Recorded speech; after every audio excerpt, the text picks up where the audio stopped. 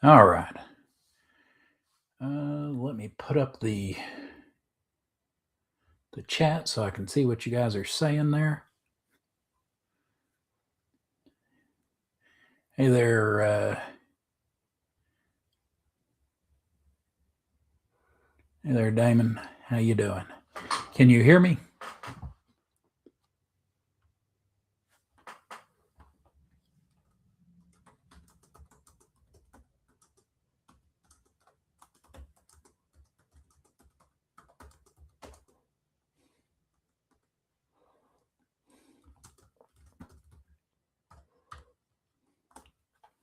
There we go. Yes, I know I'm on.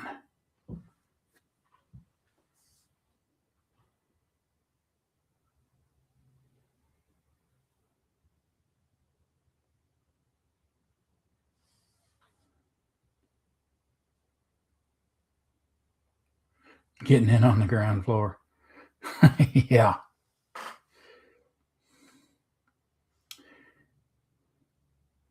Yeah, you were the very first, weren't you? Weren't you, James? Let me double check everything, make sure everything is the way it is supposed to be.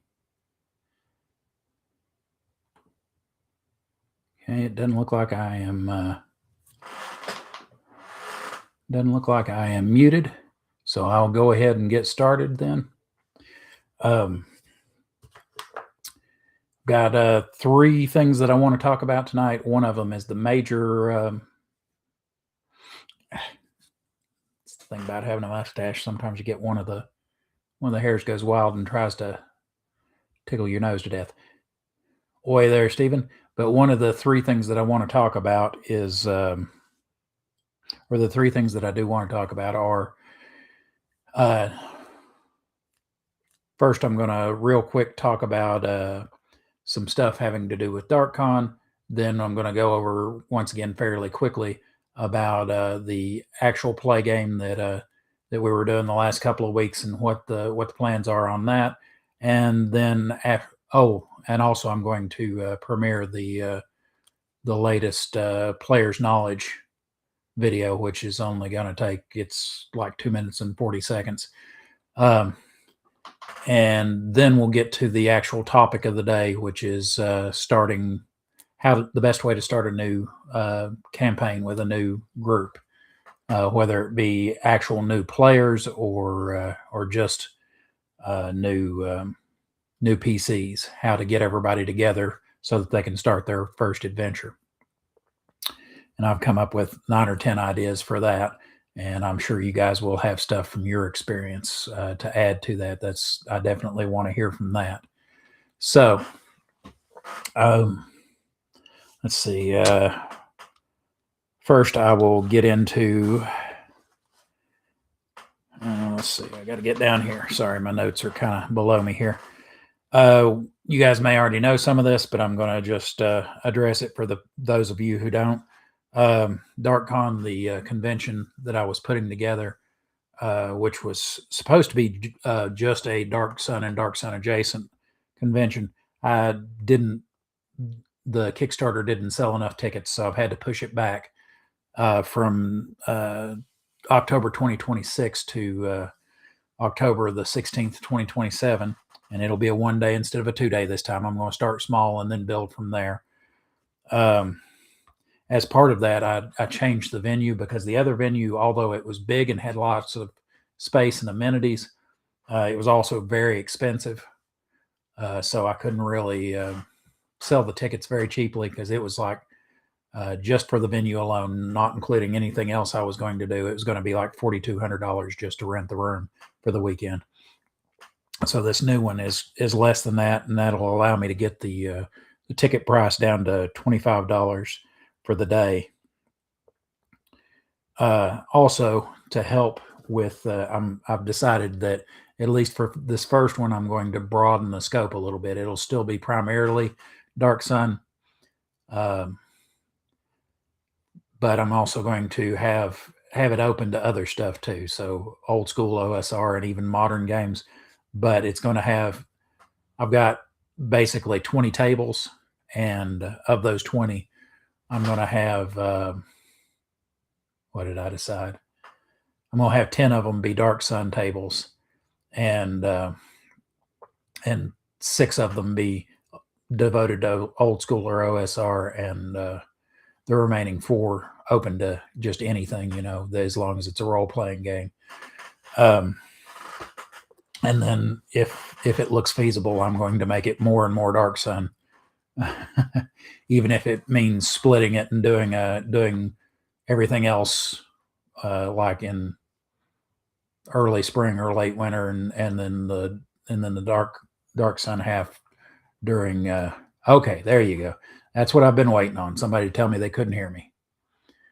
How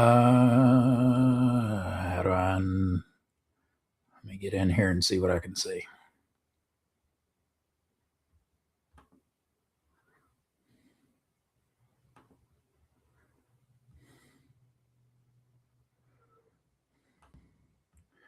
All right.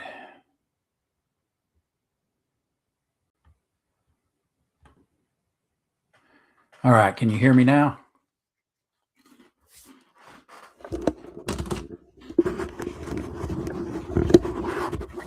Make sure this is on. Yes, it is on. It's showing up there. It doesn't show as being.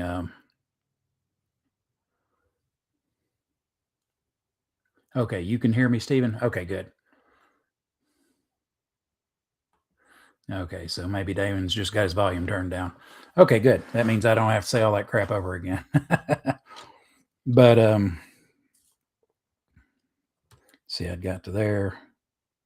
And one of the other major differences in the way that I'm going to do things for next year is, instead of trying to use Kickstarter, since that's all or nothing, and if I could get to within 1 ticket of what I needed to sell and not be able to do it, there is an online service that is intended for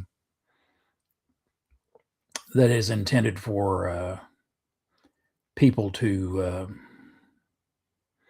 like find players, to help them find a game in their area, or to find a game store, or to find a convention, or for DMs to find a group. And it's called Adventure Nexus, and I'm going to use it for everything this coming year. I haven't completely got it set up yet. I've got the a DarkCon page up, but I don't have everything set up for it yet. So, okay, cool. Now you can hear. Good. But I don't have everything set up for it yet. It's not set up to sell tickets yet, or for DMs to sign up a game yet. But I'm studying up on that, and hopefully once I get it figured out, I'll also do a how to sign up video for players and DMs, so that you don't have to learn the system without a YouTube tutorial. So that's what I'm going to do for that. All right, I think that's and there's a link to that in the show notes if you're curious about it. So that's everything having to do with DarkCon. Let's see. Now, going over to, I don't know if any of you watched the actual play that we did last week and the week before, but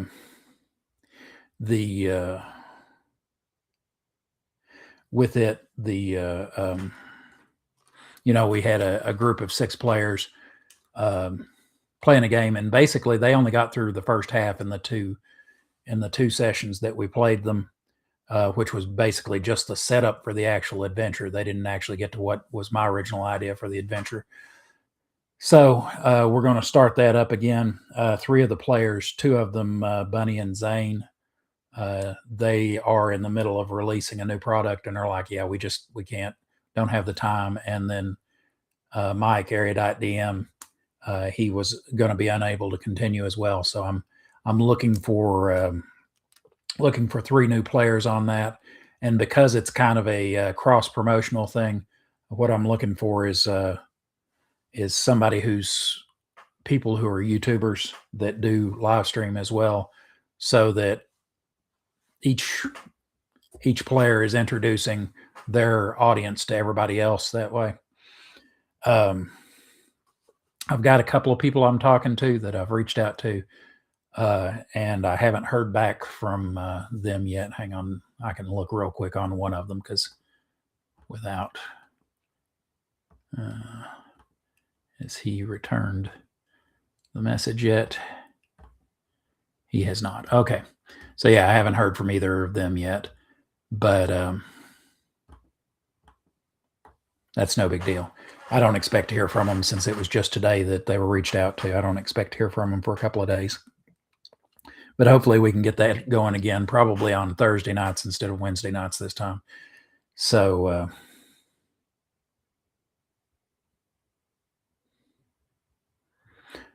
James, are you saying that you'd got a chance to see part of session 2?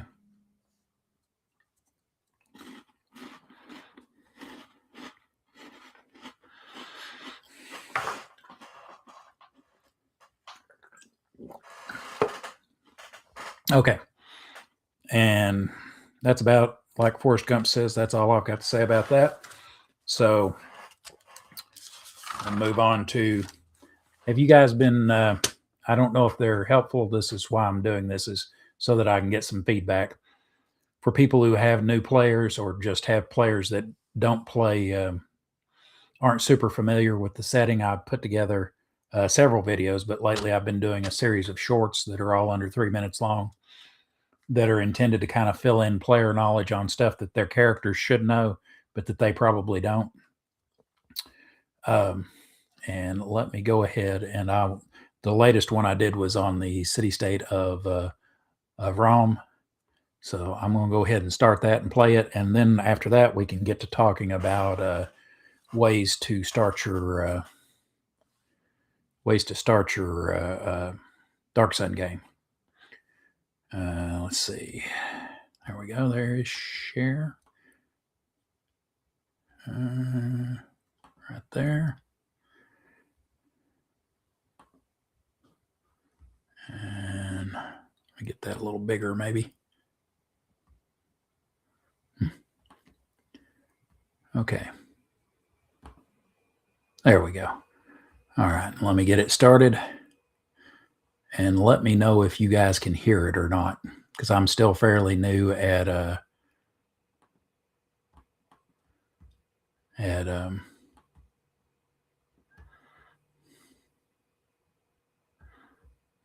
going to have to reload that, I guess. All right, let me get it started. And let me know if you guys can hear it or not, because I'm still fairly new at okay.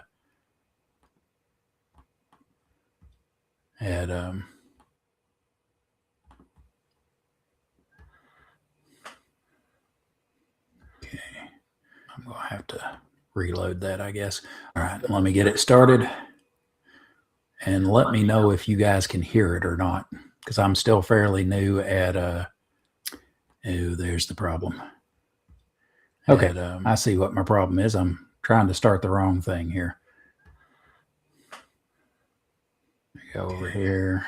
I'm going to have to reload that, I guess. All right, let me get it started. And let me know if you guys can hear it or not, because I'm still fairly new at oh, there's the problem. Okay, I see what my problem is. I'm trying to start the wrong thing here. Go over here. There we go. I'll have to Welcome to the 5th Dark Sun player knowledge video. This series is intended to give players in a Dark Sun campaign the knowledge their characters would most likely have about the world of Athas, having lived there all their lives. There will be no DM's secret lore here, so you don't have to worry about this video spoiling your fun discovering hidden arcana through adventure. Today's video is about the city-state of Rom. The city-state of Rom is located in the north-central part of the Tablelands, between Uruk and Darj on the Caravan Road. Its culture and architecture are loosely pre-Islamic Indian, mixed with a large helping of fantasy. Rom is ruled by the sorcerer queen Abalachri. She has adopted the title Great Vizier, claiming she was installed as such by a mysterious godlike power to be ruler and guardian of the city. Her misdirection is resented by her people, inspiring rebellion in their hearts. Abellatri's palace is a grand structure of domed towers and ivory walls with alabaster roofs, sitting above the rest of the city on a grassy knoll. Surrounding her palace are layers of defensive walls and ditches to keep out the chaos and squalor that is so pervasive throughout the rest of the city. Depending on where in the Dark Sun timeline your game takes place and how closely your DM follows the meta plot, Abellatri may not reign over Rom in your game. Because of the rampant unrest in Rom, the Great Vizier's Templars never go out alone. To do so would be inviting assassination. Unlike most of the city-states of the Tyr region, the Templars of Rom seldom deal with the city's administration or law enforcement. Only the most egregious threats to the city's stability are worth the risk incurred by addressing them. The nobility of Rom are bitter about Abellatri's rule. They see her weak governance as hurting their ability to increase their wealth. The estates of the nobles line the caravan road for miles near the city. Most of them produce goods to be sold in foreign markets like silk, cloth, and one noble family even owns a silver mine. Very few of the nobles grow food crops. Because of this, the city's food supply is largely imported. This makes food so expensive that the poor, free and enslaved alike, are always starving. This is one of the major causes of the unrest in Rome. Several of the major trading houses have small, well-defended offices that they do business out of, while House Imke is headquartered in Rome. They have a large, well-guarded trade emporium, the city's largest by far. That's all for this one. Check out our next Dark Sun Players Knowledge where we cover the city-state of Tyr. Also, you can use this QR code to get your tickets to DarkCon on the Adventures Nexus. I'll see you there. Welcome to the 5th Dark Sun Player Knowledge video. This series is intended to give players in a Dark Sun campaign the knowledge their characters would most likely have about the world of Athas, having lived there all their lives. There will be no DM's secret lore here, so you don't have to worry about this video spoiling your fun discovering hidden arcana. Alright. Now let me get back to you guys and see. Turn my camera off for some reason. Stop sharing. Okay, there we go. Ugh. Let's see what you guys.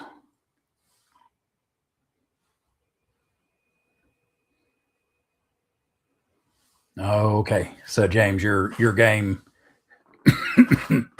is on hold while you're looking for a place to hold it, huh?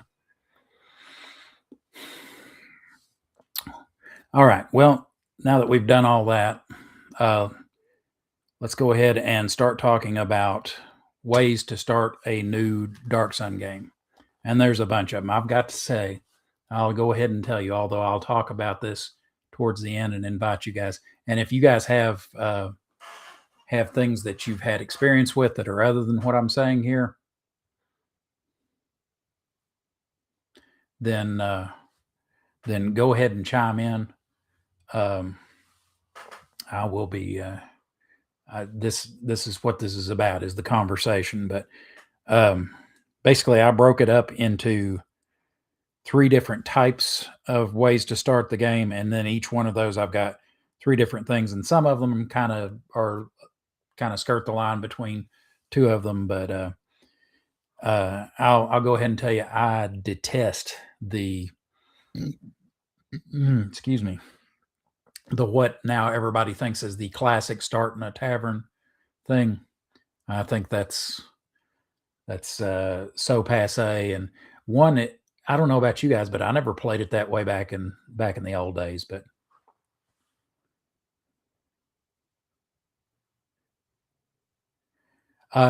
if you want, Steve, at the end, once I'm done talking about this, we can take on whatever subject that's Dark Sun related you want to.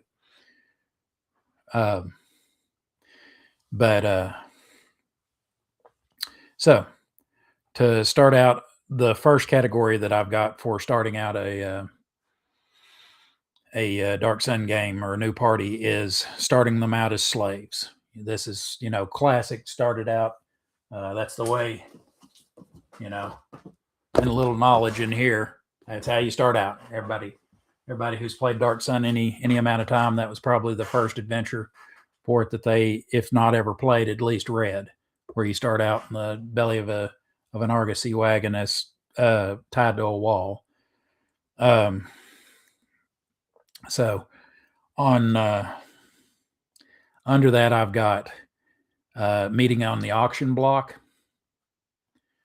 So basically, like, you're in a small holding area or on the stairs going up to the auction block, and have a few seconds to sneak a few words, and maybe are trying to plan an escape or something like that. But you get a chance to kind of meet each other there, meeting in a slave pen, so kind of like the beginning of a little knowledge there, or whatever. Either you're in an argosy, or you're in a noble's slave barracks or something like that, and everybody kind of gets brought in from different directions at the same time, or meeting on the arena floor. And that's kind of a quick team builder, where maybe you're part of a group that hasn't met before, but are released from 2 or 3 different doors around the arena floor at the same time, and have to get together and mount a defense or an offense against another group, or a powerful NPC, or a monster, kind of like in the Verdant Passage, where they're fighting a giant together. And that's a real quick team builder. Some of these, especially that last one, may require a little bit of pre-play with where you're playing just with one person or a pair of people for a short while to kind of get them in position, whether it be they get arrested or captured or something like that, where you got a little mini thing that's about an hour long. On the next one is meeting on the job. And I've used this one a fair amount in my games too, where, like, I don't know how many of you guys are actually on the main Dark Sun Facebook page a lot, but if you've been on there for a long time, I used to do updates of my home game on there, and the group was called Mardalian's Marauders. Well, Mardalian is the group leader, and he's a defiler, and his patron had sent him after a tree of life in this one place, and he met the other character, who was a thief, while he was down trying to steal this tree of life.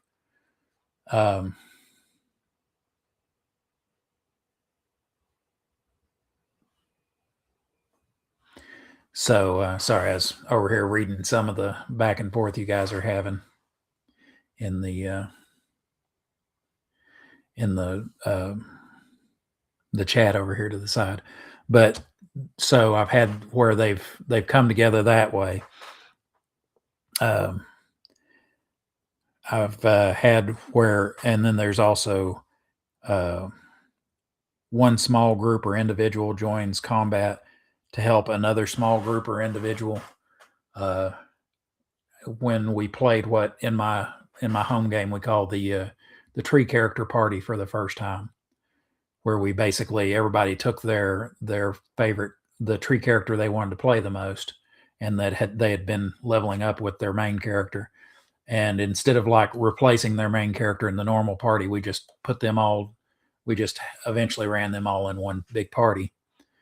And one of them I had allowed to get a little bit crazy with their character creation, because they wanted to try something different.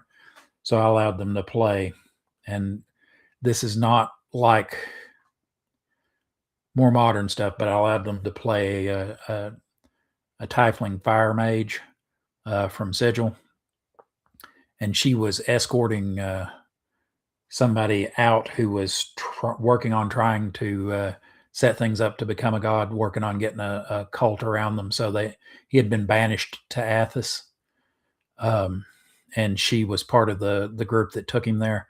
Well, just as soon as she steps through the portal, there is combat going on where the rest of the group is being attacked by a cloud ray, and it whips its tail around, and the little rock natural rock arch that she stepped through, gets smashed by the tail, so she can't get back.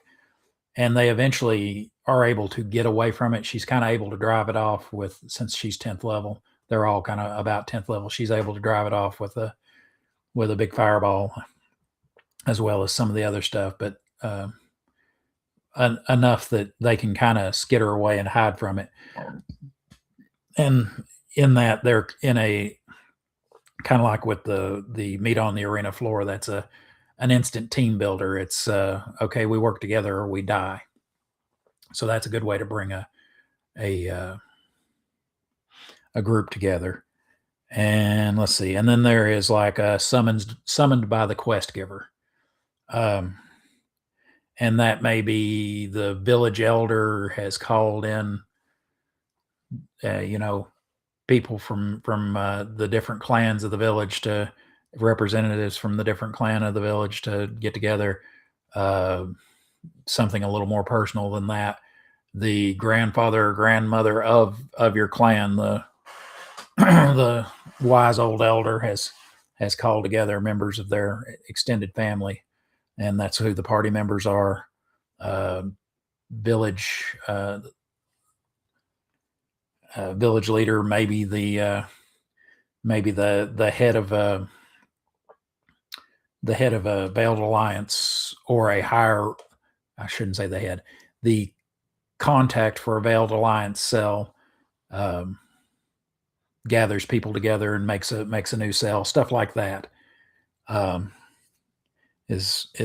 would be a good example of summons by the quest giver.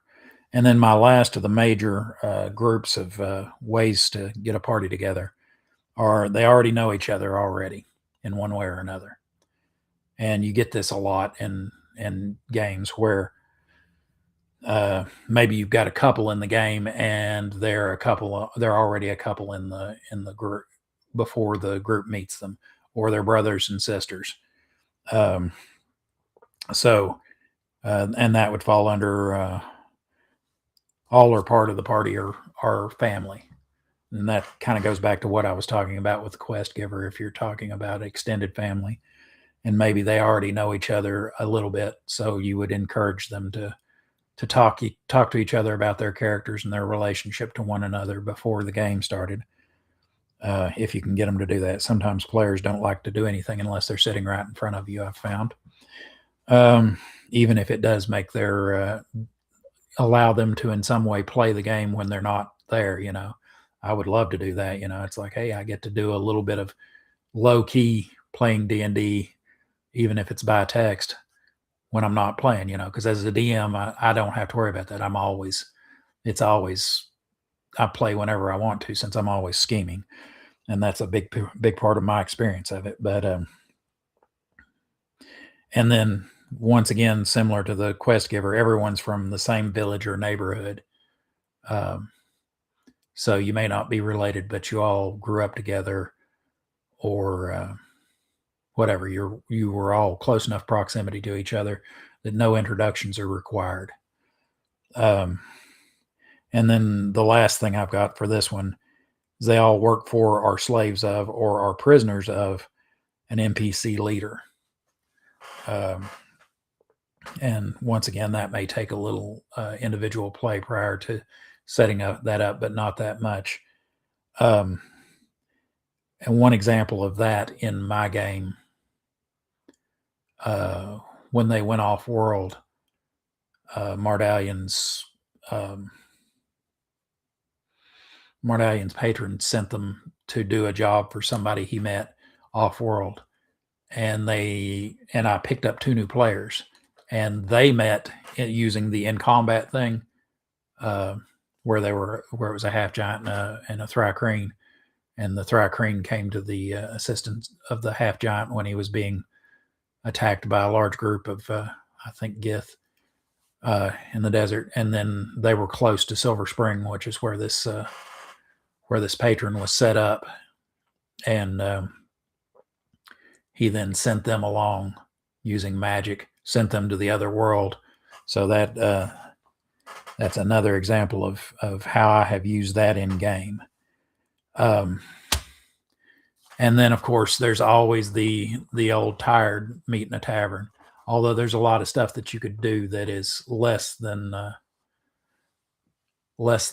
tired. Okay, everybody's in there, and there's a game of dice or whatever, and they meet each other playing the game of dice. Or the miller comes in talking about how the monsters took his daughter, and he needs volunteers to go get her, and he can pay them in flour for the rest of their lives or whatever. Those are all kind of tired. That's why I don't really like using the tavern. I feel like it's kind of unimaginative. So, do any of you guys have ways that you have used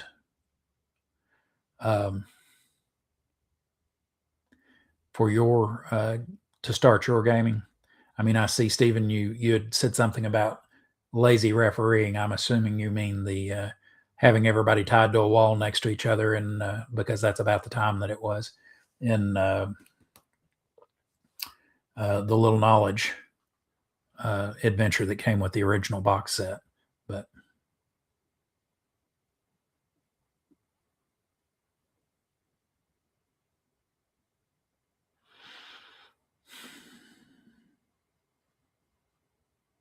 all right.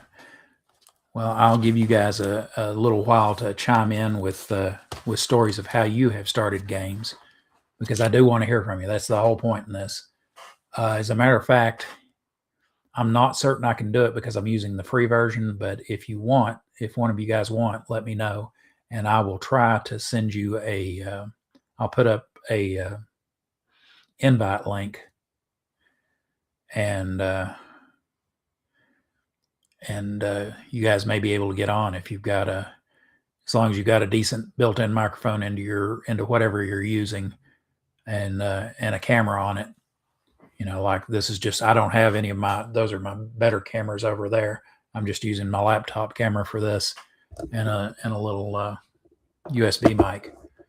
But if any of you guys want to come on and actually have something to say on camera, then I can do that. But I know there's like a 30-second delay between when I say something, when you see it, and then another 30-second delay after you've typed it before I see it. So, oh, tavern meetup was what you were speaking about. Yeah, I think it's lazy. It's lazy. It's tired, and it kind of it's in my opinion, and this is just my bias, I'm sure, but it's kind of like the kind of falls under, in my opinion, the same thing as I've got to have, if there's a goblin survivor, we've got to adopt it as our party pet. If there's let's see, what was one of the other tropes? The obsession with mimics, all the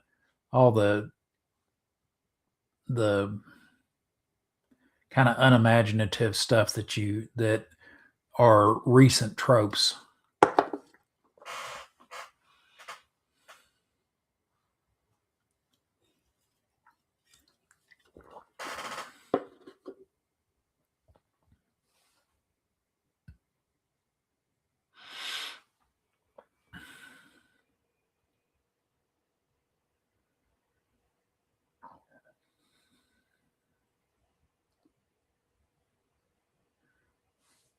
Let me go ahead and start putting these on the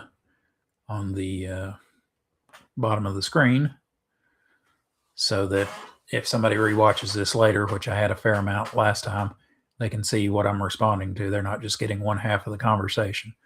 So James says, how do y'all feel about having your PCs be the ones who killed Kalak in place of Rikus, Agus, Neva, and Sidara? Too disruptive to the main storyline? It kind of depends. I mean, if you want to play the meta plot, I dropped the meta plot a long time ago. There are portions of it that may be going on in the background, but like I've been running my game for 34 years, and in that time, like 11 years and 2 months have passed in game time. So I'm well into, if I was running the meta plot, I'd be well into the revised box set by now. But the whole way that pretty much everything about the last half of the Cerulean Storm is like, yeah, that wouldn't work in game. So if Kalak, I don't know, but definitely the dragon, if he's going to die, a PC is going to do it. No NPC is going to do that in my game. May never happen. Because like I said, I was talking about Mardalian. He is 15th level, and we don't get to play as often as we used to. I got deployed a few years back to back on double deployments, and we used to play about every 5 weeks or so, as a group of adults. And when we first started playing, we all had kids in the house, and now my wife and I are empty nesters, but the other two have some kids. And because of that, we didn't get to play a whole lot. But in the, I think 11 or 12 years that Mardalian's been playing, he's now 15th level. He's working towards being a dragon, but it's going to be a long time before he becomes one. There are a couple of other people in the group that are 15th or 16th level, like the one that he met, the thief he met, is my wife's character, or one of them, and her name was Blaze, and she's a little halfling thief, and she's like 16th level, but that's because thieves advance faster. And then there are several that are 13th, 14th level, and one that's like 11th level. So they range from like 16th to 11th level as a party. But so they would be about, right now, that party is about kind of the same range as what the party that killed Kalak was. But yeah, I guess, like I said, it depends on if you care about the meta plot or not. I don't really care about it, other than that I've got to know about it for when I talk to other people, or if there are a few kind of cool things that were revealed because of it, like the ancient history of Athos and all that kind of stuff. So I have to know about it because of that, but it's not playing out the way it does in the novels in my game. So yeah, if you don't care about the meta plot, I don't see a problem with them killing Kalak. Just know that there's going to be a lot of the stuff that you're going to have to maybe modify a little bit because of that. All right. Let's see.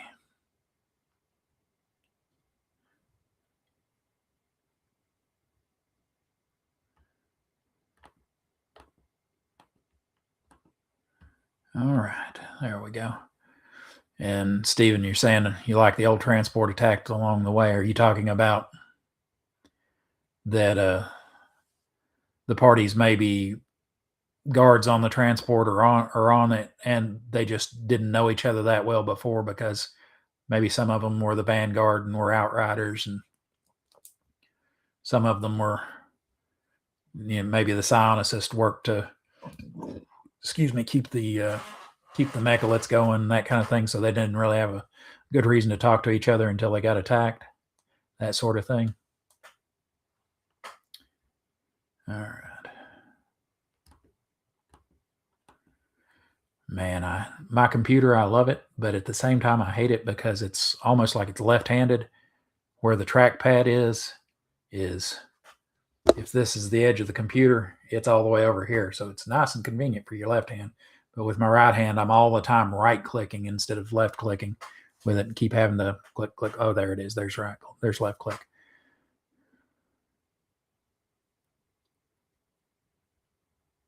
Yeah. The Prism Pentad, it didn't. There were a lot of things about it that didn't line up well with the game as it was presented in the actual products, the game products. It wasn't terrible until it really lost the thread about halfway through the Amber Enchantress, for sure. I thought or not the Amber Enchantress, excuse me, the Obsidian Oracle. About halfway through the Obsidian Oracle, it really lost it. I thought the the first 3 books were okay. I gotta say, I felt, because I kind of identified with, as you were supposed to, I guess, with Rikus. After the Crimson Legion, I felt like crap because he went from being on top of the world, being the cock of the walk. He had 2 girlfriends, and he was the big man about town, and he was going to be the general, and everybody had to listen to him. To All right, at the end, he's lost both. Well, he's lost one of his girlfriends and having to share the other one, and is everybody's mad at him, and he can't tell them that he, some of it was because he was a dickhead, but some of it was because he was trying to protect them. But the race would have killed them if he had said a word, so he just kind of had to look like the asshole at the end of that. So, but yeah, all the big stuff that they did in preparation for the expanded and revised box set, it was kind of like somebody, like he was part of the way through writing the Obsidian Oracle, Denning was, and they said, oh, by the way, we want to sell the box set, so shake the world up, because it kills me that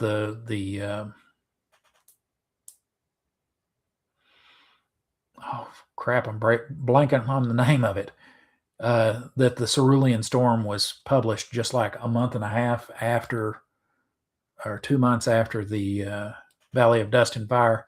And in the Valley of Dust and Fire, they said, they say that basically the dragon is going to be the big bad of the world, and he should be able to take on even a 30th level party.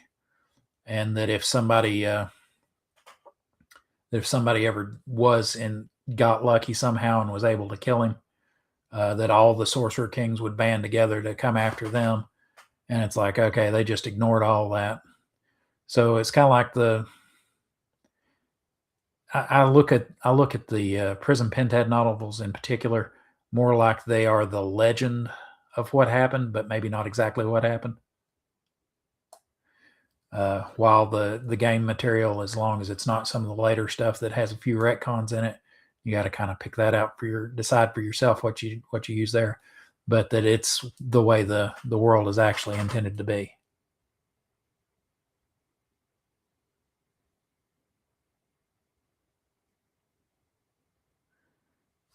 All right. Yeah, James, that's something you can most definitely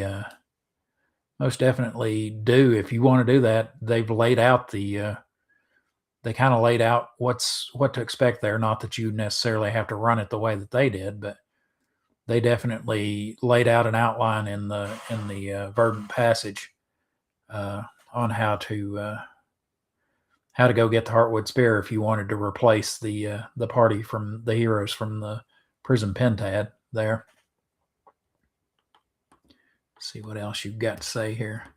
I'm getting behind.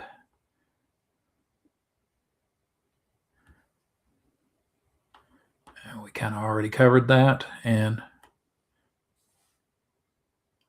yeah, and once again, it may be different strokes for different folks as far as that is concerned, as far as the Prison Pentad is concerned. But yeah, I don't like the way it ended. Because like you get into, not only did they explain how Boris was pretty much invulnerable,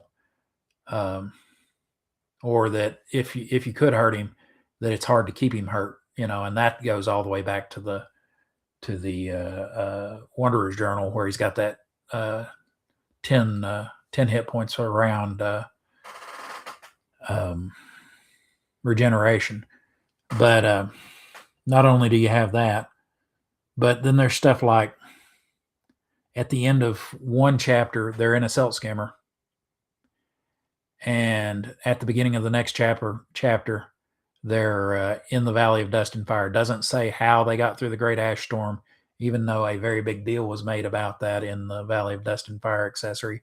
How that, that's basically like being sandblasted by oven temperature hurricane, but they're just like, oh, they just talks about them coming out of a cave, and it's like, well, how did they get in the cave in the first place? If they were going under the Great Ash Storm, did they have to sink into the silt? It's just kind of one of those things where it seems like he kind of wrote himself into a corner, and then was like, well, we'll just gloss over that. So I will, when it comes to that, I will say I like the Prism Pentad a whole lot better than I did the Tribe of One. I know there's a lot of people who like the Tribe of One, but in my opinion, it was almost like somebody said, here, Simon Hawk, here's the names of some places and monsters and kind of the description of some races, have at it. And it was like he didn't really know enough about the setting to be writing it. And then also on top of that, he wasn't consistent. It's been since like 1996 since the last time I read one, so I don't remember the female Valchi's name. That was kind of his on again, off again love interest, Sorak's love interest, but her description changed like 3 or 4 times for no reason. She went from being, kind of a, once again, this is a very old memory, so I may have these descriptions paired up differently, but like a short redhead to almost an albino and tall, and her physical description changed without reason, kind of like he forgot what she looked like. So he didn't even keep notes on his characters. So I'm not fond of any of his stuff. Although the stuff from Lynn Abbey, that's pretty decent, even if some of it is a little retconny. She did a decent job.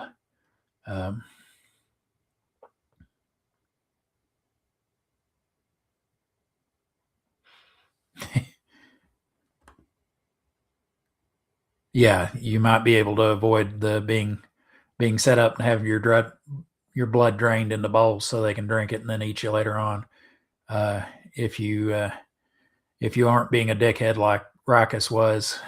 Of course, he had already kind of pissed off. I can't remember her name. The little mute halfling that had the dwarf boyfriend that got killed by the gash.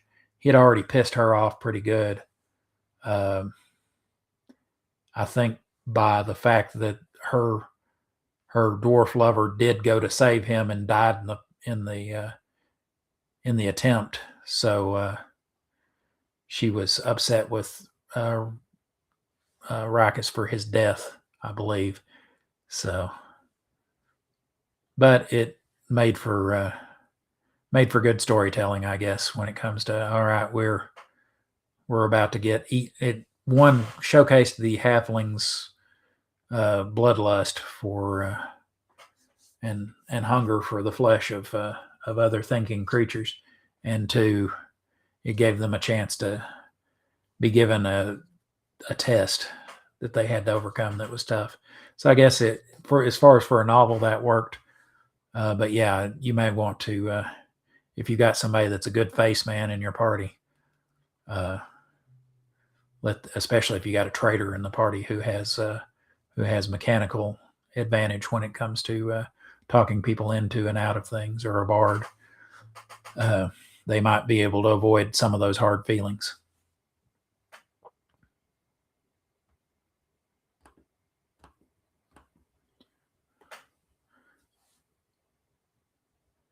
Yeah, I agree, Stephen.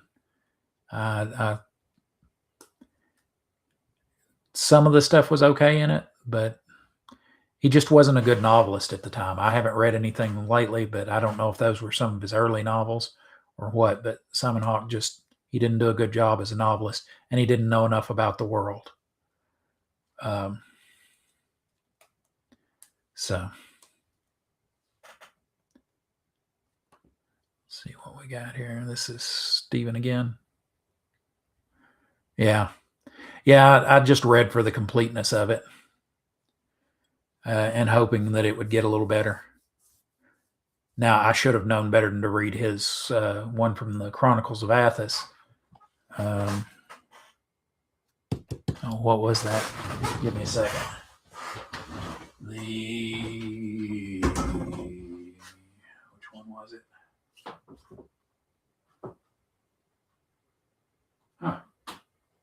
forgot. Yeah, the Nomad. No, that's Travel Point.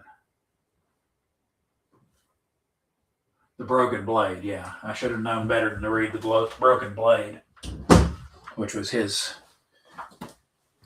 contribution to the Chronicles of Athos, where he finished up the Travel One. I think that's the one where what's the character's name? Is it Zorak? Let me look again. Once again, like I said, it's been since the 90s since I read it, and I was so unimpressed that I did not. Zorak. That I did not commit a lot of it to memory. It just kind of mumbled and stumbled through the books. But I think that's the last one's the one where Zorak and there's a scene where Zorak and Rikus meet. But Zorak like splits a table and Rikus is impressed with his magic sword. It came from the last of the Elven Kings.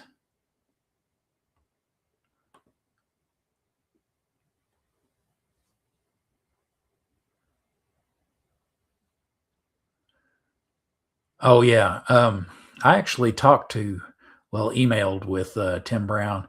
I'm trying to get him hooked up with one of the guys who plays on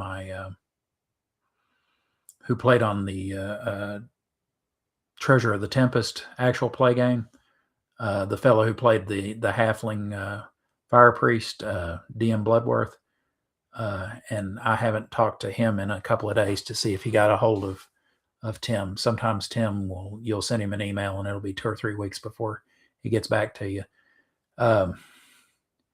But I might be able to arrange an interview with him too, if that's something you guys would be interested in, seeing what he has planned. Now, he did.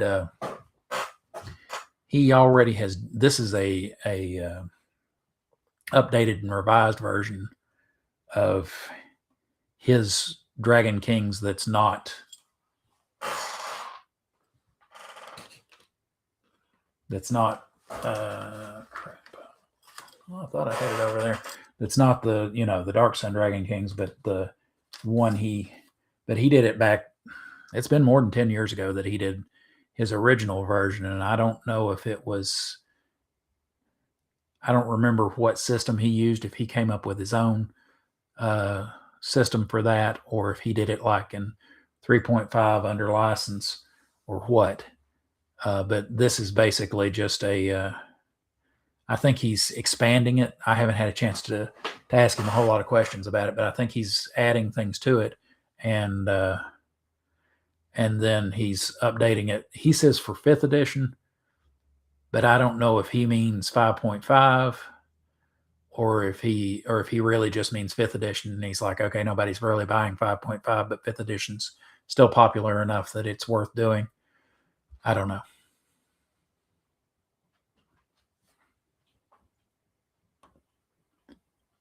All right. And I'm assuming by saying absolutely that you're answering my question about if I could get Tim Brown on. Did you say, and what are you asking about Savage Worlds? If that's maybe the system he's using? I'm not sure. But yeah, if you look it up, he put out several years ago, he put out the original. Well, not. See, that's the problem with naming the thing the same thing as something else. He put out his original non-Dark Sun Dragon Kings. I keep wanting to pull Dragon Kings down, and I guess I don't have it handy over here. It must be back there in the bookshelf. Because I'm all the time working on stuff, I've always got a stack of my stuff out of the shelf. I got that, and of course my Complete Psionics Handbook, Traders and Elves, and that's a must all the time. And that's just a little bit of the stuff I've got sitting over here. Had to do some of that. Had to have some of that out to make the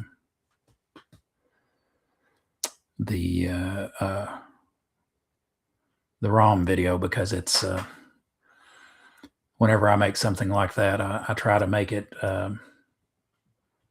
using canon as much as I can, where it's not, where I don't misspeak, because I know it's not just for my game, because there's things that, like I said before, they've changed with my game, but with if I'm making it for the general public, I try to make it as close to canon as possible.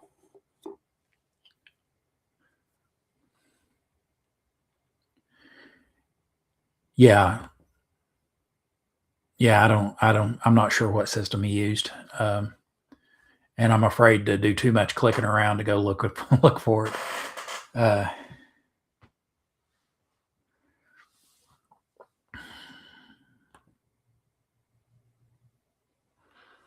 Yeah, I might do that with one of my friends who's likely to buy it.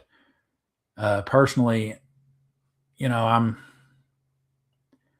got my library, and I don't, unless I'm just really feel like somebody needs to be supported, then I would buy it. But I make my own stuff, so I don't buy a whole lot of new stuff. Like I was telling somebody a while back, when it comes to Wizards of the Coast, they were like, okay, well, after Tasha's, I didn't really like anything. I was like, yeah, well, after when they put out the third edition Player's Handbook, I didn't really like anything. The only thing I bought from them is this right here.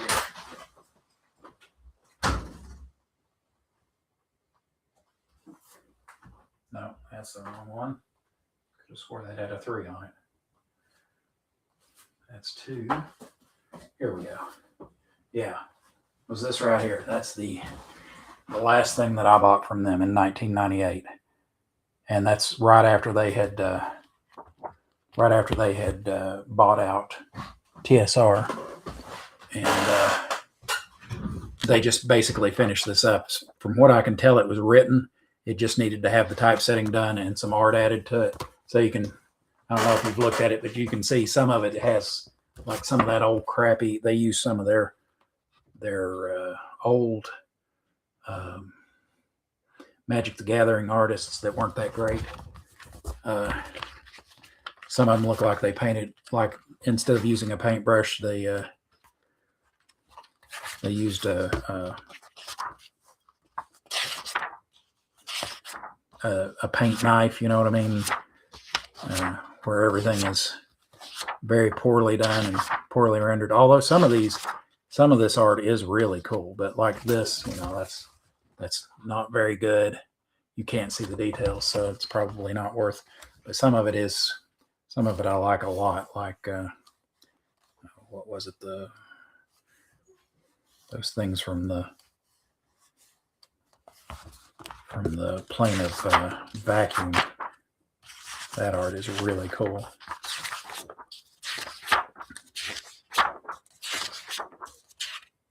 Yeah, these things they're from Ash actually, but I thought that was really cool looking. But there was a whole lot of this in there though, which is really poorly done. That's actually a Dark Sun monster that they just borrowed and put in here because he is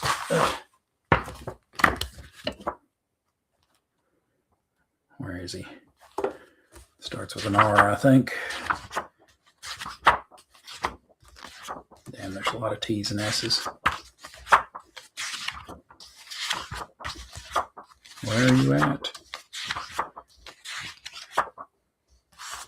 Yeah, that's the same thing as that. So,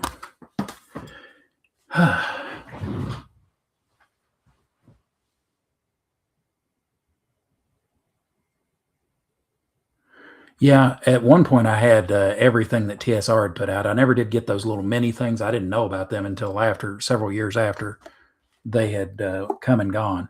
But at one point I had everything that TSR had put out for Dark Sun.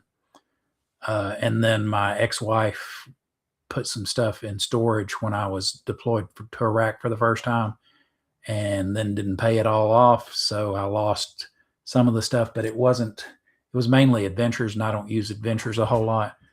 But yeah, I had got a lot of stuff to be completist. part of the way I was able to do that was the year that TSR went under. I was working at a game shop, so I got a 30% discount. So I bought a lot of stuff then.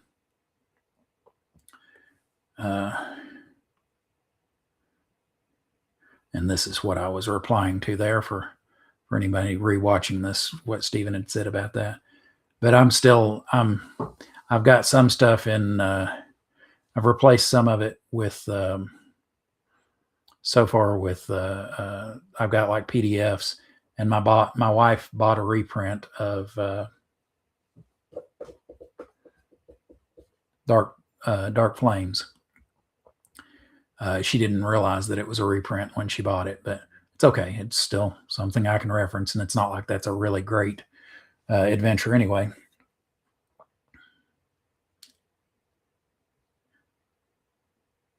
Yeah, Stephen. Yeah, there's no way. I'm assuming you have already watched my video about their announcement, and it's obvious that they're basically saying, all right, here's the names of the Sorcerer Kings and their cities, and here's the name of the world, and that's about all we're keeping, because everything else we're changing. And then, even if it weren't for that, the system is just too mealy-mouthed to properly run a Dark Sun game. Same thing with regular 5th edition, but especially with 5.5. See what you said here. We actually made our own quasi system based on RuneQuest back in the 90s. I never had an opportunity to play any RuneQuest. Actually, my play experience is fairly limited. I played a ton of 2e, of course, and I've played. What's funny is a lot of the stuff I've played was the 2nd edition of things, and I guess that's just because there was a lot of 2nd edition out at the time. But played 2nd edition World of Darkness, mainly Vampire the Masquerade. I played 2nd edition. What's it called? It's cyberpunk with fantasy stuff. Shadowrun. Played a little bit of that. Played some Hole, just a very little bit of that. I don't know if you know about that.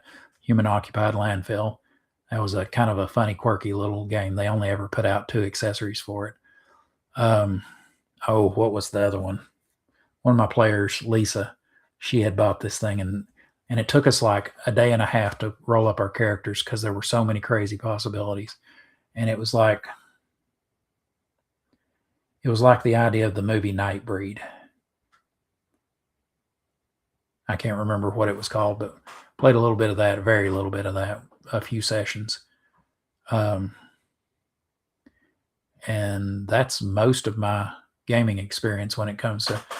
I played 1 or 2 games of 5th edition when I was in Kosovo with some guys, just because they were good guys, and I wasn't going to give them shit about the game system. And I think that's about it when it comes to actual role-playing games. I played, when it comes to miniatures battles, I've got a bunch of, I don't know if you guys know what the Mutant Chronicles Warzone, I've got a bunch of the 2nd edition stuff for that. I've got like 5 armies for that, but I hadn't played it in years because basically when I went away, me and my buddy who he was playing basically the survivors of the kind of the American idea, he was playing them and I was playing the Dark Legion. We just hadn't gotten back around to playing it yet since then. But yeah, I've never played RuneQuest.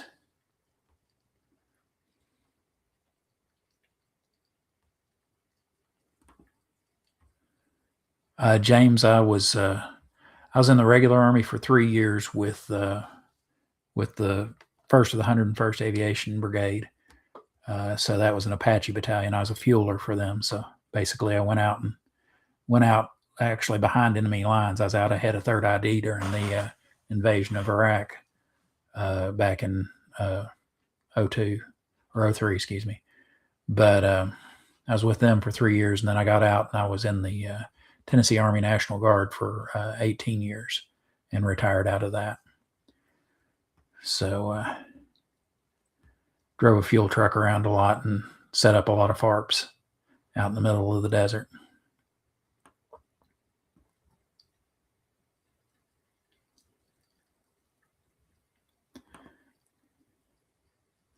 Yeah, I didn't ever actually bring any of my stuff along on any of my deployments because I was always afraid that something would happen with either it would get damaged because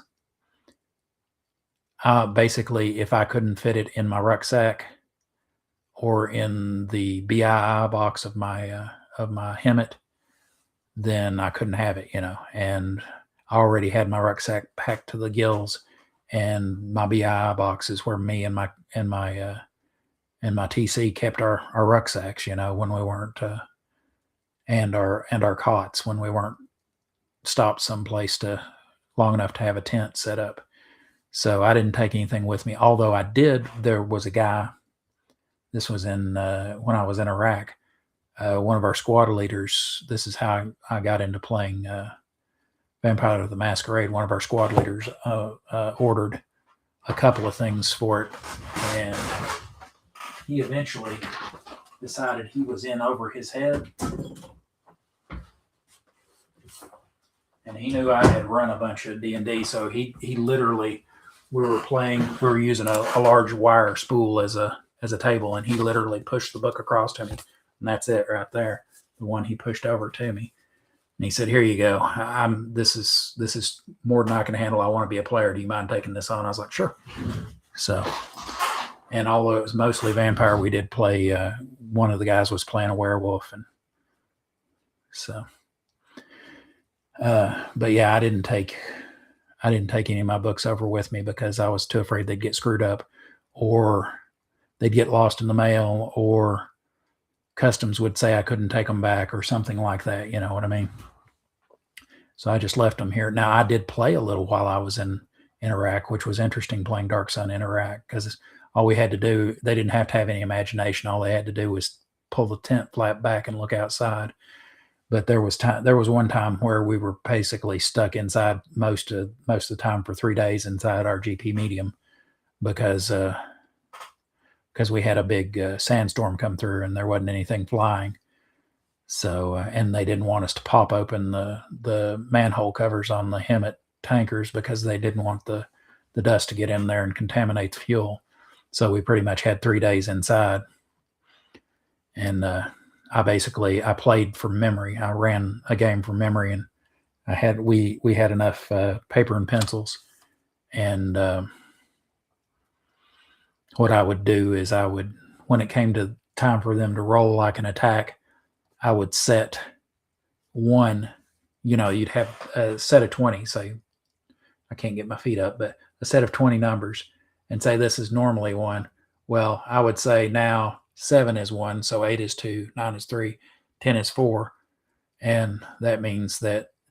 And then I wouldn't tell them what it was, and I would change it between each roll, and I'd ask them to pick a number off the top of their head between 20 to 1, and then I would figure out where that actually landed on my new offset number scale to determine if they hit or if they passed their save or whatever.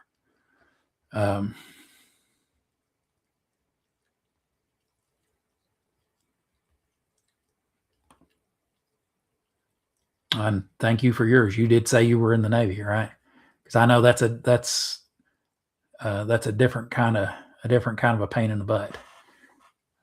Pretty much all military service is enduring the suck, but it does have its rewards too. But yeah, at least I had my own cot, even if I had basically somebody touching their cot was touching mine all the way around because we were shoved in there so tight, but I didn't have to hot bunk it with anybody. So like you guys probably had to if you were on a large naval vessel. Oh, come on. There we go. And thank you for thanking us. I appreciate it.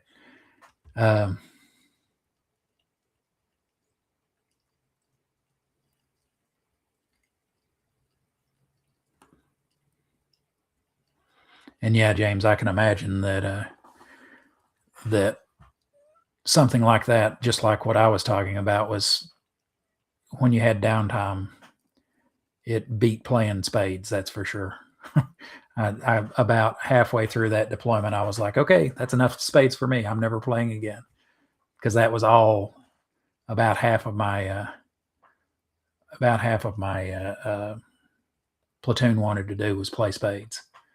It's like, okay, there's only so many variables here, and I've only got so many players that I'm playing against, and I've pretty much figured out all your tells.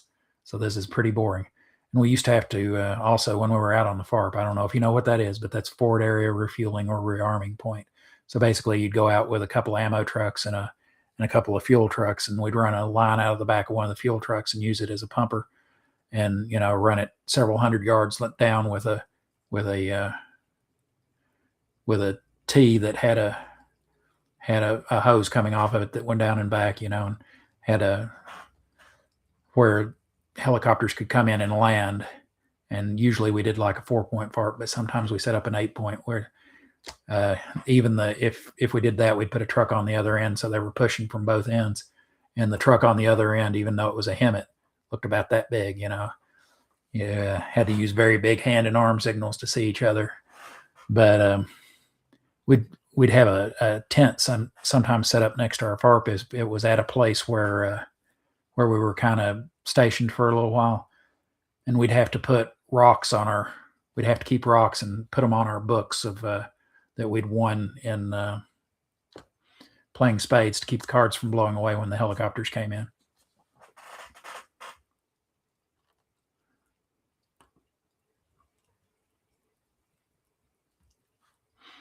I'm assuming that's answering James for his thanking you. Oh, and the camel spiders were fun, yeah. Although the largest, you've seen some of them where it looks like they're holding them up and they're like this big. They're not that big. That's a forced perspective thing where the spider is a whole lot closer to the camera than the guy who's holding it. The biggest one I saw was about like that. Now I saw a lot of emperor scorpions that if you pulled their tail out, they'd been like this. That had pinchers as big as my fingers there together. Although from what I understand, they were not the ones that were the worst to get stung by. The little very light green ones that you couldn't hardly see in the sand were the ones that would make you super sick, but I only saw a couple of those. They were probably all over the place and just couldn't see them. But yeah, the camel spiders look nasty, and they are like some things. I don't know if you know what a house centipede is. It's what my wife calls an eyelash bug, and they move just super fast like lightning, and they're kind of freaky looking.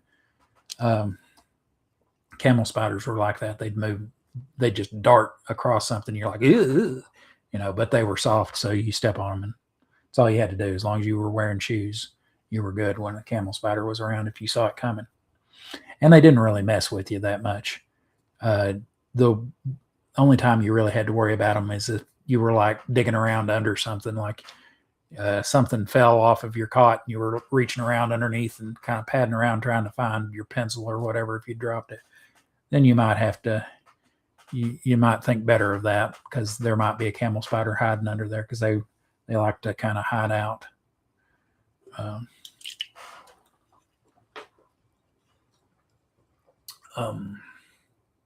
So you guys are looking forward to to Tim Brown's Dragon King's release. Do you know anything? Do you guys follow any of the stuff that any of the fan creators are doing?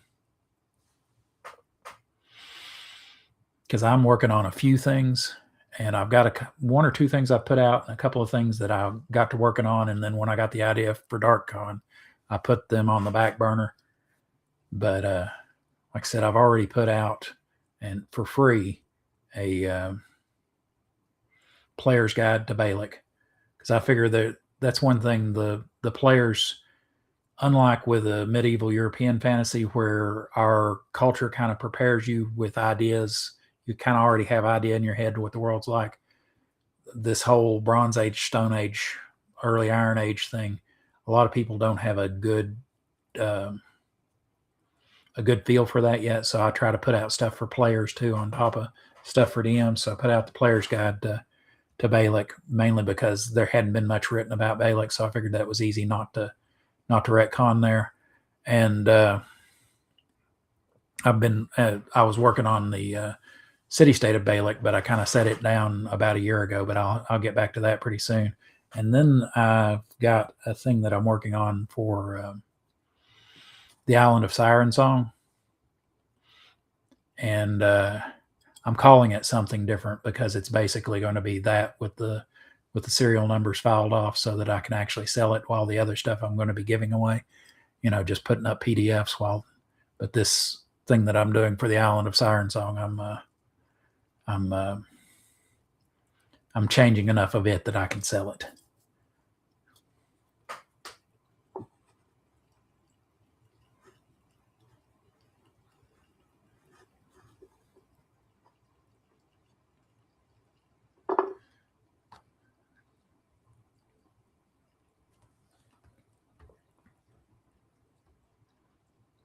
Oop, oop, oop.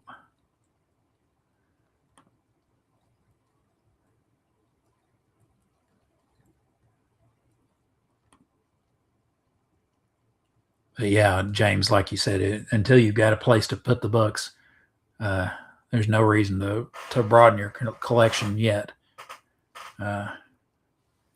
If right now a lot of your stuff is sitting in storage or something, I can understand your feeling there. Stephen, you say you're more into Hyperborea these days. Have you watched there's an actual play that they've been doing, Hyperborea, and it's got Bad News Bard, Erudite DM, Final Arbiter, and there's somebody else that's involved in it. And I can't remember. It may be DM Bloodworth, I'm not sure. But they've been doing a Hyperborea actual play here recently. If you look on the Bad News Bard's YouTube page, I'm pretty sure he has the episodes where they as they record, kind of like this is doing. He has the episodes up on his page.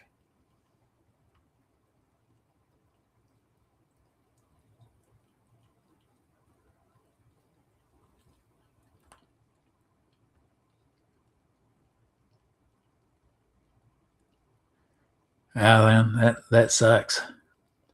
Hopefully things will turn around there. Do you have any prospects for getting in a new place soon, James?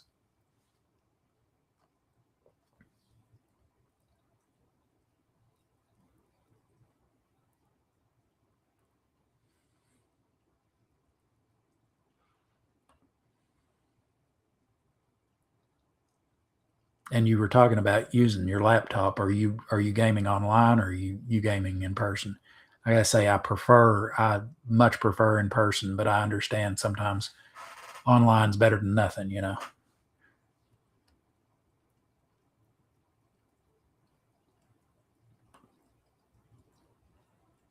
Okay, yeah, Stephen, you're talking about the same one. Yeah, Dan.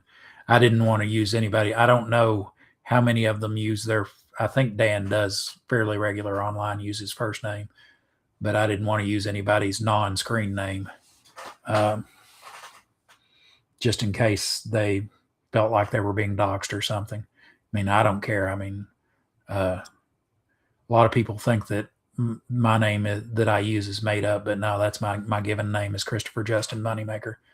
So Moneymaker's been my family's last name for over 300 years, and it was like Geldmacher or Nunemacher, something like that, before they came over in German, which from what I understand means the same thing. So I guess had something to do with working in the mint or something. I don't know.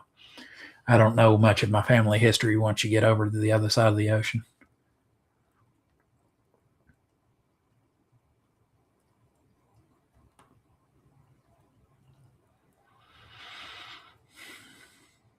Yeah, James, DMing takes a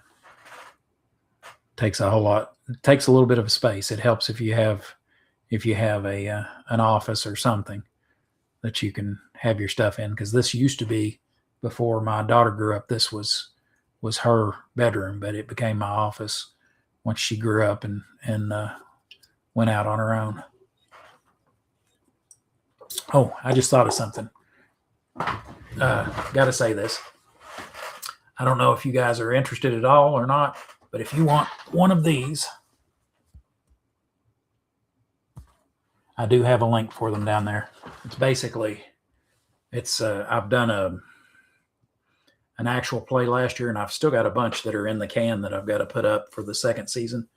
But it was a Dark Sun actual play that you can find on my Slow Children at Play channel. It's not on this one, but I got that from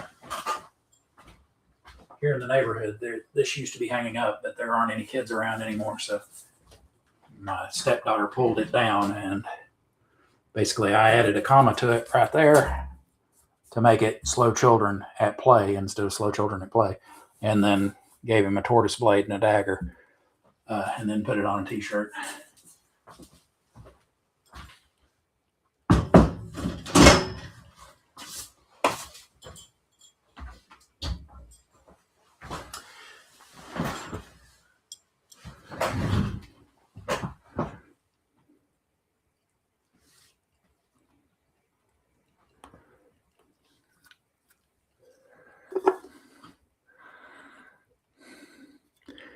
You use your real name as well. Yeah, I guess that's one thing. I've never had any need for anything that sounded unusual that people wouldn't forget. People remember my name. You know, with a name like Moneymaker, they always remember you.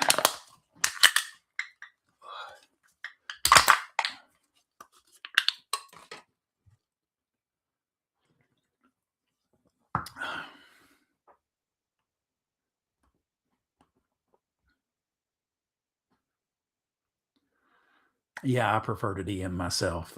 One of my buddies, Alex, is running a game that we play a couple of times a year, sometimes more than that, and I'll play in his game. And I've played I've got a cousin named Adam who he was actually my first player, but he decided, he's a big horror movie fan, and he decided fairly early on, when he wanted to, you know how a lot of players decide they want to give DMing a try. Well, he decided, I want to give DMing a try, and since we don't step on each other's toes as far as worlds, he went after Ravenloft, and he's an awesome Ravenloft DM. We used to have a whole lot of fun playing Ravenloft. I can remember quite a few times we shared an apartment at one point, and we'd be in the dining room with the lights off, playing with glow in the dark dice. Or sometimes we'd have a candle if it was something that we might have to refer to our character sheets a lot. But yeah, I love to DM. I love to scheme. I love all the stuff that has to do with DMing. And playing is just not as rewarding to me, although it is better than not playing. And when it comes to hanging out with my friends, if they've got something to run, I'll run it. But it seems like they're also usually willing to let me run, you know. So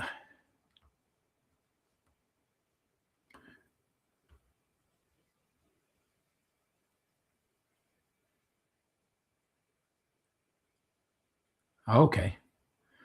Oh, did you see in the number watching or something going up? Yeah, if you're watching, go ahead and say hi in the chat. We had been talking about new ways to start a game, and if you want to get back to that and tell us stuff that you've done, that'd be great. But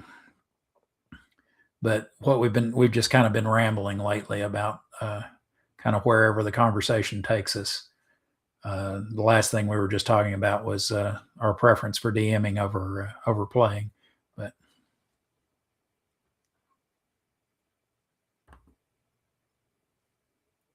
no, I don't. I don't have anything from 4E, Steve. I'm not a fan of 4E, so my stuff's all 2E. I know a little bit about it, but I don't. But I've never even ever played a game of 4E. But yeah, I feel like I wasn't wild about the retcons that they brought in to the game to Dark Sun setting for 4E. So that's why I feel like I did it's been 4 or 5 years ago now. I did a video about Dark Sun canon, and one of the conclusions I came to was we might as well go ahead and have recognized separate canon for 2E and 4E, and just say they're just two separate things that happen to share a few things in between. Because otherwise, you get people saying, there are no gods, there never were, and other people are like, yeah, there were. They were beaten by the elementals. It's like, okay, and there were a bunch of other little things like that were retconned. That, like I said, if that's your jam, I'm not gonna look down on you for it. It's just not mine.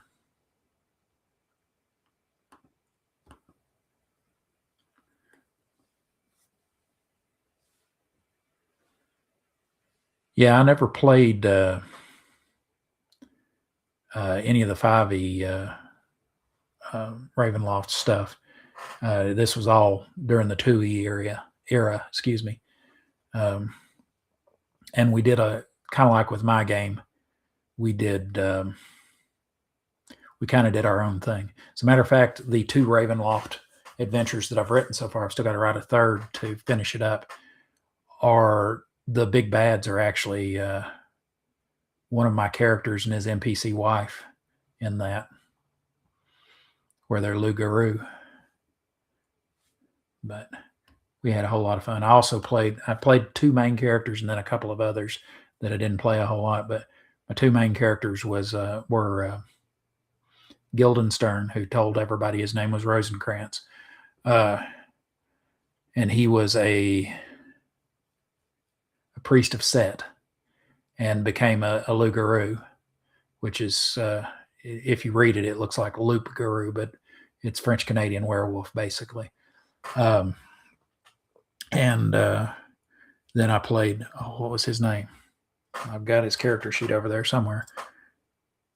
Can't remember his name, but he was a priest of Goabahinu, the Celtic god of the forge and of like cooking. And he had this big hammer that looked like a small anvil on the end of a metal rod, and he'd screw some stuff up pretty good with that.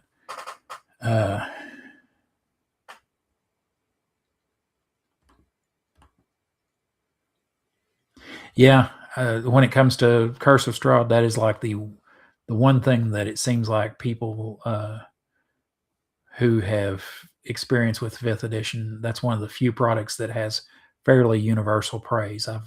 I've never played it. I'll say that I don't like what I saw that they changed when it comes to the stuff later on when they went outside of Barovia and went into the core to the other lands in the mist. But if you ever decide you want to try to pick up one of the ones that I did, they're on the DM's Guild right now, but they're called Prey of the Black Wolf and Clan of the Black Wolf.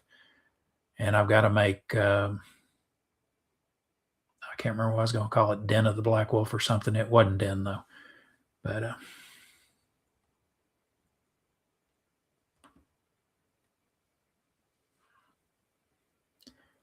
have most of what little was published. If you have any questions, I can answer them. Like I said, if you're, yeah, that's okay, man. I appreciate it though. Hey, Jason.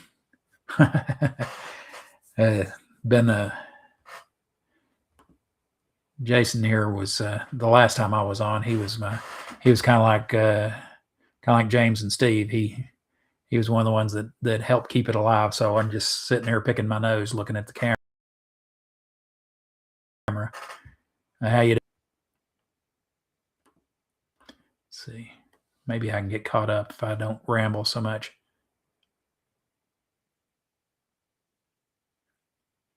I've got that. I actually have that not in print, but I've got it on PDF. What's it called? I always want to say Arcane Shadows, but that's a Dark Sun thing. It's okay. It's all right. They get Killed Maws. They gender swap Killed Maw by accident, but like I said, it doesn't. The map is very, very basic. It doesn't even give like individual. You don't see individual buildings so much as you do just the major roads around it. Like I said, it's all right. I actually one of the pre-gens that I wrote for. Sorry, my mustache is tickling the crap out of me again. One of the pre-gens that I wrote for the Prey of the Black Wolf, Clan of the Black Wolf thing. He actually came from the island of Kildanay there, off the coast of the core. He was a psionicist.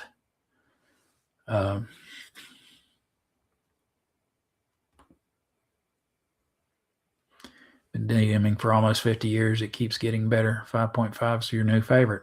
Huh. I gotta say, I'm not a fan of any of the Wizards of the Coast stuff, but like I said before, different strokes for different folks there. You got me beat on the amount of time because of the Satanic Panic and the fact that I grew up in a small southern town in a house full of women. The first time I ever played D&D, I was 16, and then it was like another 2 years before I played it again, and didn't start DMing until I was almost 19. So, but then once I got in, I basically dove headfirst into it, and it became my my special autistic interest. I'm just a touch autistic. Got Asperger's and got that diagnosis before they were giving it out like candy when they changed the diagnostic criteria in the DSM-5 to where basically everybody's autistic now, even if you're actually only a narcissist or a sociopath. Let me quit rambling so that I can get caught up with what you guys are saying here. Running a Halloween special in Kildanay. And are you running this one in on Athos or in Ravenloft?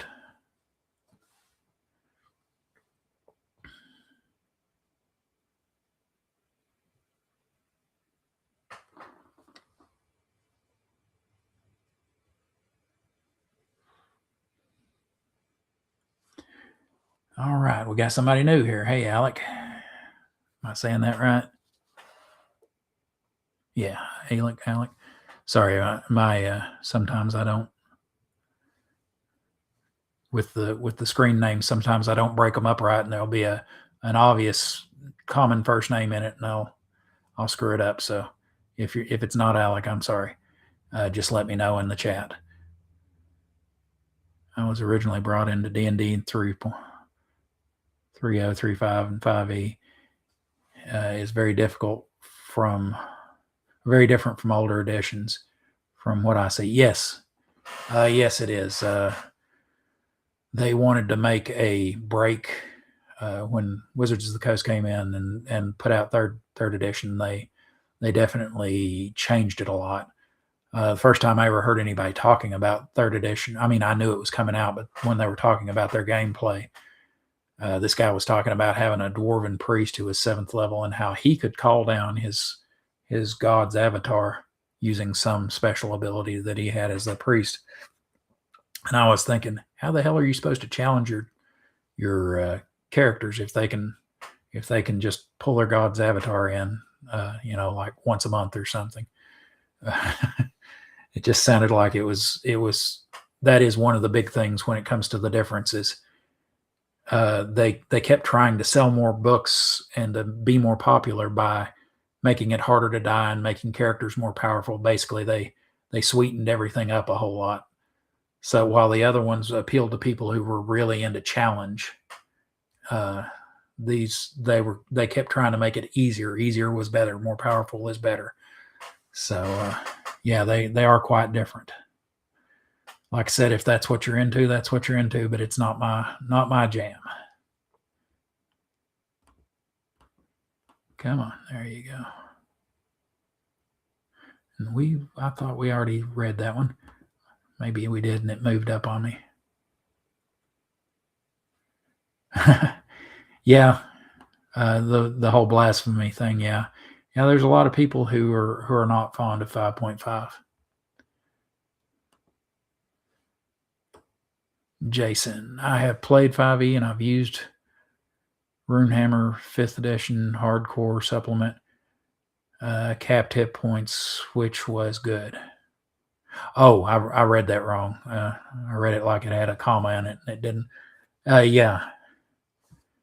Yeah, like you said, after a while, you get so many hit points, and they don't really mean all that much anymore. There's losing a few hit points, no big deal. I've got scores more.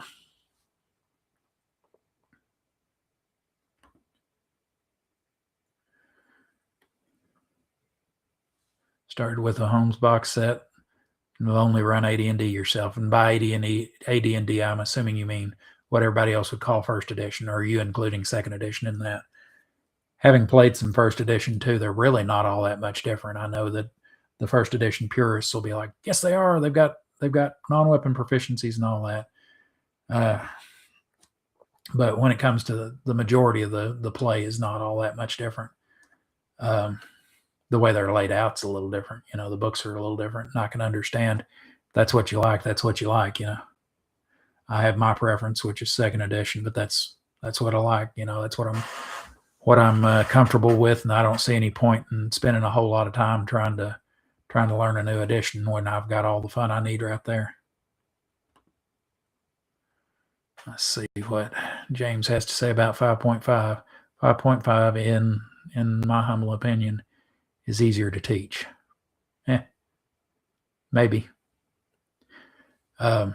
I gotta say, I've had a lot of new players, and if I get a chance to sit down with them for a couple hours, it's no big deal. This last actual play game that I did, I didn't get a chance to read anybody. I write up a packet because it was going to be online, and I've not met any of them face to face ever yet, because I really don't do cons all that much. So everything had to be done by email and Dropbox with that. So, but it still wasn't terrible. The young lady named Bunny who was on there, she was, one of the comments she made at the very beginning was that she was dreading it because AD&D was hard. But then, she didn't have any problem. She just told me what she wanted to do, and we did it. Let me skip down to here.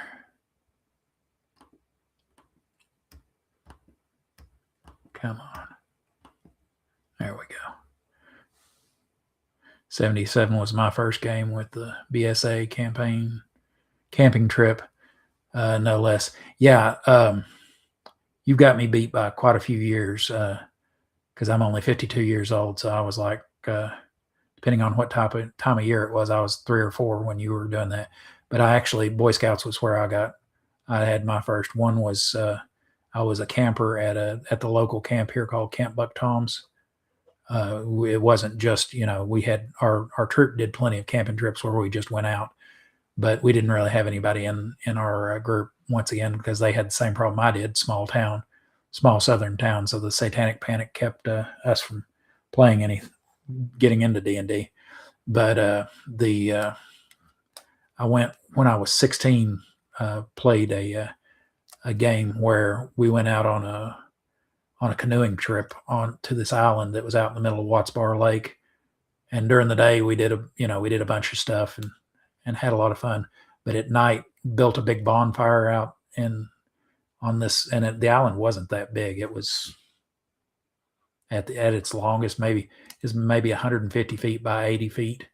Had a wooded area in the middle with kind of a sandy, pebbly beach, and there were guys from a troop that played, and there were a couple of their players who had not come along, but the DM had their character sheets, and me and one of my buddies was like, hey, we want to play. So I got to play a dwarf priest. I don't remember what he was of.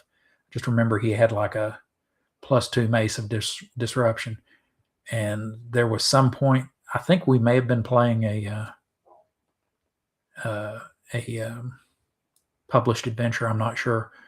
There was one point where there was like this invisible shield that had to be cracked, so it was kind of like on Time Bandits. And there was, I remember the first time I ever heard somebody talk about magic missile, they used it against a giant spider. And we eventually ended up in hell, and almost the whole party died fighting Tiamat. And actually, me and my buddy from my Scott Stockton from my troop were the only two who survived.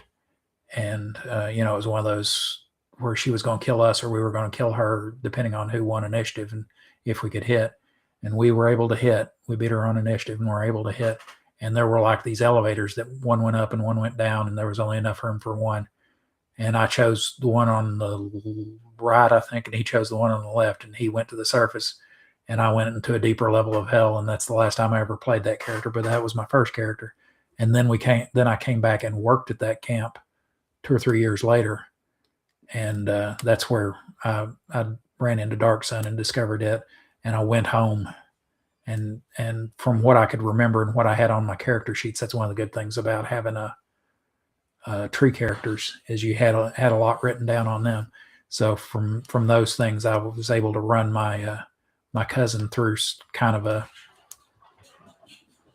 a limited Dark Sun thing before I bought some of my own. But yeah, we played for a couple of years there, and that was a whole lot of fun. Can't remember the DM's name. I just remember that he was an Eagle Scout, and he was going to go into the Air Force just as soon as he got out of high school. Let's see what we got.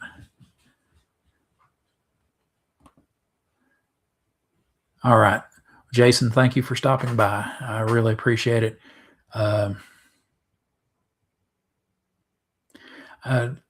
While if I can catch up with it, if you guys have any ideas for what you'd like to talk about next week, since I'm going to make this a weekly thing, let me know. Okay, just put it in the chat or put it in the comments. Let's see what we got here. You're introduced by your father.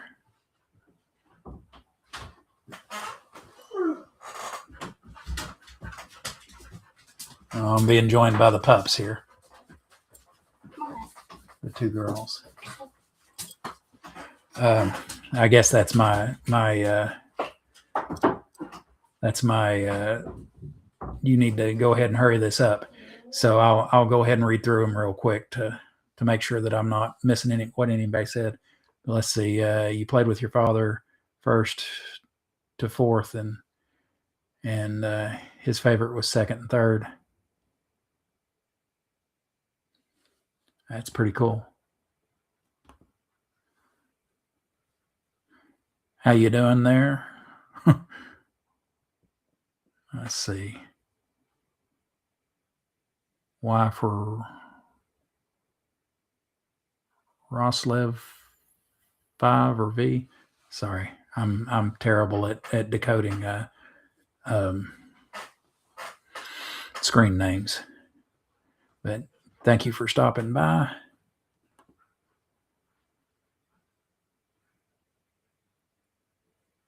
Okay, so you'd like to talk about Tyr, James. That makes sense. There's plenty in canon to draw from on that. So, all right, and that looks like that's about it. And we've been on for an hour and 45 minutes. Oh, hang on, got one more. That's the thing about the delay. Tyr's a good starting area, yeah. So it follows suit that to go into more detail. Yeah. I mean, they did put out the city state of Tyr, but there were things that were lacking in it. So, all right. I'll see you later, Stephen.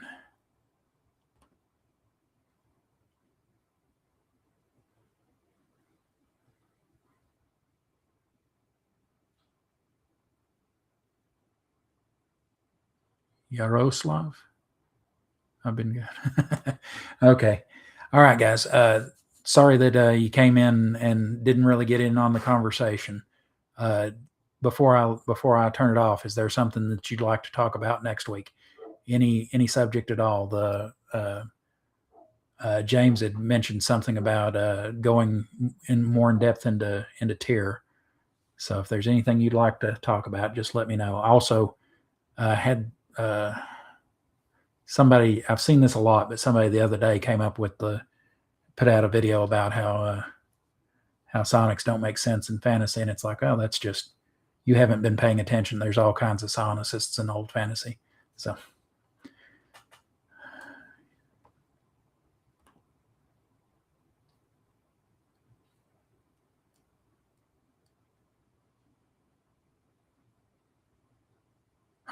I'll have to look at that. What, did I not put the double A in it or something? But yeah, that's the next. That is actually the next short that I'm doing as well. Is about the city state of terror, just because it's alphabetically next.